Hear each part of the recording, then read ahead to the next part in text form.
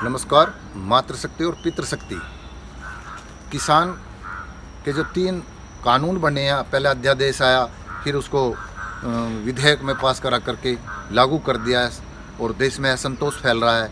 सत्ता पक्ष कहता है कि इसको विपक्ष के लोग हवा दे रहे हैं, किसान संगठन हवा दे रहे हैं, और विपक्ष या किसान संगठन, विपक्ष का तो खैर उल्लू सीधा करना है, वो तो कुछ भी कहें, लेकिन किसान संगठन भी अगर ऐसा मोहरा बन रहे हैं तो वो भी सही तरह से अपनी बात नहीं रख पा रहे हैं।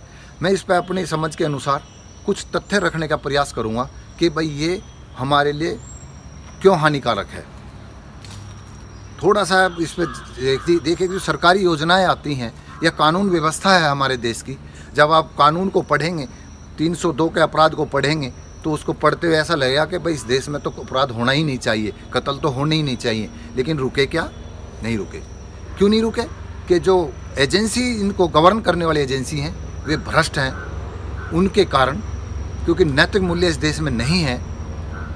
वकील भी एक दूसरे के वकील मिल जाते हैं, तारीख पे तारीख लेते हैं, लंबा खिंच जाता है। हम उसमें भी यही बोलते हैं, टाइम बाउंड करिए, किसी भी अपराध की श्रेणी का टाइम बाउंड करिए। जो वकील पैसे लेकर के वकालत कर रहा है वो विपक्ष के मिल जाता है, लंबा खींचता है। उसके मैंने एक उदाहरण पहले भी दिया था कि मेरे मुजफ्फरनगर में एक वकील साहब थे, त्यागी जी, उनके कोई बच्चा नहीं था, उसकी एक लड़की थी, हाँ बेटा नहीं था, बेटी थी। उसकी शादी जब करी एक लड़के से, वकील से, तो उनके पास वकालत भी अपना नामचारी की चल रही थी। तो कहना पापा जी मुझे भी मतलब जब वकालत कर, कहना बेटे ये 6 फाइल है मेरे पे, मेरा जीवन उसमें पूरे में कट गया। यानी कि उस व्यक्ति ने इस ध्येय से चला कि ये मुकदमे डिसाइड ना हो और मेरे जो खर्चा चलता रहे। तो ये दृष्टिकोण, ऐसे इन अध्यादेश की मैं तरफ इंगित करूंगा। जैसे सरकार लाई थी मनरेगा, चल रहा है, सफल बताते हैं, झूठ बोलते हैं। फर्जी आंकड़े हैं कि मजदूर जो असक्षम है, गांव का प्रधान, सरकार का नुमाइंदा दल्ला, सेक्रेटरी जो होता है, ये मिल करके, क्योंकि वो मजबूर है, उस जैसे मान लिया एक गाँव में 500 बेरोजगार हैं, वे 100 को देते हैं, कहना वो दूसरे कहते हैं जी मुझे भी दीजिए। तो वो धीरे धीरे उनसे शर्तें लगा करके कि भैया ठीक है आप अपना अकाउंट खुलवा लीजिए, एडवांस चेक दे दीजिए और हम आपके अकाउंट में पैसे भी, कुछ जगह बिना नाम की भी, मतलब बिना काम करे भी देते हैं, कुछ उनको पैसा उनसे निश्चित वापस चेक से ले लेते हैं। जैसे शिक्षण संस्थाओं में टीचर्स का होता है, कागजों के अनुसार, सरकार के नियमानुसार अगर उसकी तनख्वाह मिनिमम 60,000 होनी चाहिए डिग्री कॉलेज वाले की, तो उसे 25,000 देते हैं। बाकी कैश तो चेक तो देते हैं उतना ही, बाकी एडवांस चेक ले लेते हैं, वो किसी और मद में लेकर के खर्च कहीं से और दिखा देते हैं। तो ये सब जो षड्यंत्र चलते हैं, इसलिए व्यवस्था फेल हो जाती है। ऐसे किसान का जो ये बड़ा लोक लुभावना बात बता रहे हैं, मैं इसमें थोड़ा सा कम बताता हूँ कि ऐसे ये नुकसान होगा। इन्होंने जो ये लीज खेती का जो ऑप्शन दिया है, ये भी उन पैसे वालों के लिए, सक्षम लोगों के लिए दिया गया है, क्योंकि ताकि इसका आप देखिए ना, देश का मुखिया उच्च पद पर रहे हुए एक सज्जन, वित्त मंत्री रहे, रक्षा मंत्री रहे, उन्होंने अपनी ITR में, इनकम टैक्स में, गमलों में उगी हुई खेती 5 एकड़ ज़मीन में उन्होंने 7.5 करोड़ रुपए का प्रॉफिट दिखाया है। देश के वित्त मंत्री, देश के रक्षा मंत्री, जांच चल रही है, होना कुछ नहीं है।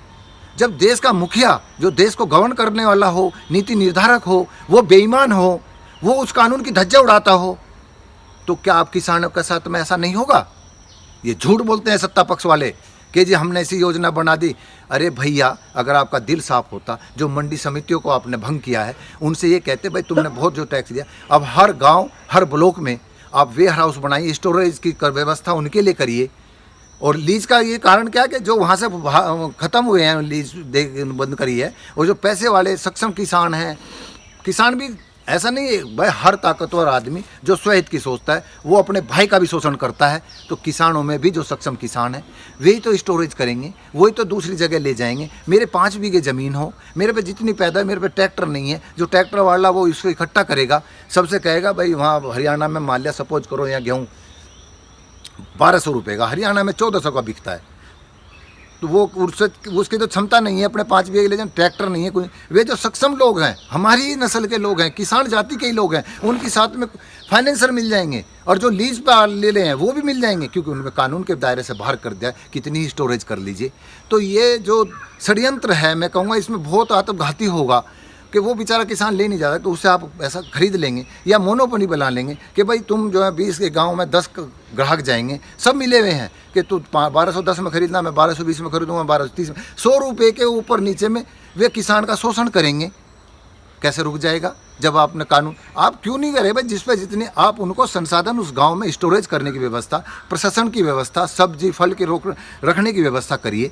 उसी स्टोरेज पर, उस प्रशासन व्यवस्था पर आप इंफ्रास्ट्रक्चर खड़ा करके क्यों नहीं देते?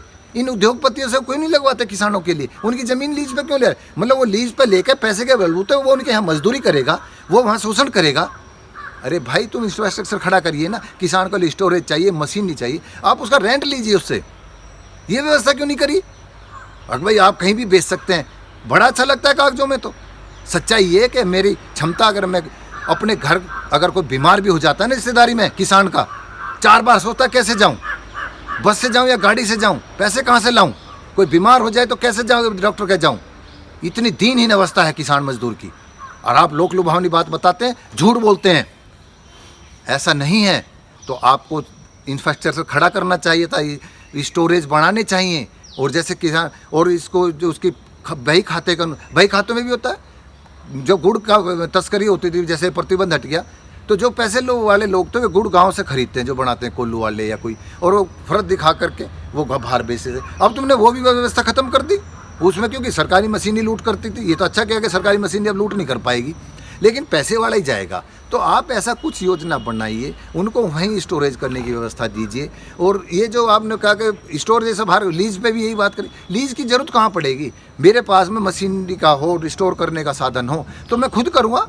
मेरे घर में परिवार के जो बच्चा लगा रहता है वे काम करेंगे, उनको उनके लागत का, मेहनत का उचित दाम देने, जो MSP भी कह रहे हैं वो भी आप करिए, सुनिश्चित करिए, तो बात बनेगी। नहीं तो ये जैसे मनरेगा है, या जैसे कानून भारत के कत्ल रुक गए, दहेज लेना रुक गया, कितने कानून बना लिया आपने, कितने लो पॉइंट है उनमें। आपकी सरकारी मशीनरी, जब देश का वित्त मंत्री, रक्षा मंत्री, जिस पर भ्रष्टाचार के 25 बीघे जमीन में 7.5 करोड़ रुपये प्रॉफिट दिखा रखा हो अपने ITR में, और उसका कुछ ना बिगड़ रहा हो, तो क्या ये पैसे वाले ऐसे सब नहीं करते होंगे? तो ये सोचना, गिरबान में झांकना, सरकार गलत दिशा में जा रही है, किसानों का वास्तव में शोषण होगा। ये अब ये भी KCC का मैंने बताया था कि KCC में क्या होता है, बेचारा किसान ले लेता है पैसा, इकट्ठा ले लेता है, ब्याह करना है, बच्चे का एडमिशन कराना है, फिर वो जब, क्योंकि फसल में वर्तमान का गुजारा होता है, अगले साल उसको देना होता है, वो दे नहीं पाता, तो वहाँ जो बैंक के और सक्षम किसान और कुछ व्यापारी लोग मिल करके कि ठीक है, वो वहाँ बैंक के पैरेलल बैठ जाते हैं, बैंक मैनेजर से मिल लेते हैं कि ठीक है भैया तुम्हारा 5 लाख है, ये 5,20,000 मुझे चेक एडवांस दीजिए, 5 लाख मैं जमा कर रहा हूँ। वो बेचारा अगले दिन फिर या तीसरे दिन निकाल करके 20,000 उन्हें 24 घंटे में 20,000 रुपये कमा लेते हैं। तो कितना बड़ा अच्छा उद्योग चला दिया तुमने, बिजनेस चला दिया। पता है किसी को? सबको पता है, चुप है। लेकिन लोक लुभाओं ने कानून बना दिए हैं हमने। फुल प्रूफ कानून कोई बन नहीं सकता, और नैतिकता जब तक नहीं आएगी, और किसानों को आप और लूट के लिए, तो कितना अच्छा रास्ता खोला। एक तरफ तो कि भाई लीज पे दे सकता है, तो क्योंकि लीज कौन लेगा? जो सक्षम है। वो जो कर नहीं पा रहा, मजदूरी कौन करेगा? वही किसान करेगा। और इसको स्टोरेज कौन करेगा? वो लीज वाला ही करेगा, क्योंकि उस पर ज़मीन तो है नहीं, लीज का सर्टिफिकेट दिखाएगा वो, उसने लीज तो ली है 100 बीघे ज़मीन की, स्टोरेज करेगा वो 1000 बीघे का, क्योंकि वो औरों से भी लेगा। जो छोटे और किसान जिन्होंने लीज पे नहीं दिए, उनका स्टोरेज करके, और वो अपनी मनमर्जी से। आम उपभोक्ता को महंगा नहीं मिलेगा सामान। तो आप आम उपभोक्ता को भी देखिए, किसान मजदूर को भी देखिए, इनके हित के लिए इसको सही तरह से इसमें संशोधन करिए। इन्हीं शब्दों के साथ एक किसान संगठन भी सही तरह से परसू नहीं कर पा रहे किसानों को भी, और आम जनता को अपने साथ जोड़िए कि भाई ये चंद लोग जो प्याज 2 रुपये किलो की किसान से खरीद कर 100 रुपये किलो तक की बेच देते हैं, तो ये मिली भगत नहीं है क्या? तो आम जनता को भी, किसान संगठनों को, उनको जोड़ना चाहिए कि ये सरकार आम जनता का भी खून चूसने का रास्ता बना दे रही है इन चंद उद्योग, मतलब धनपतियों के। इन्हीं शब्दों के साथ मेरे भाव को समझना, मैं अपनी वाणी को विराम देता हूँ। नमस्कार।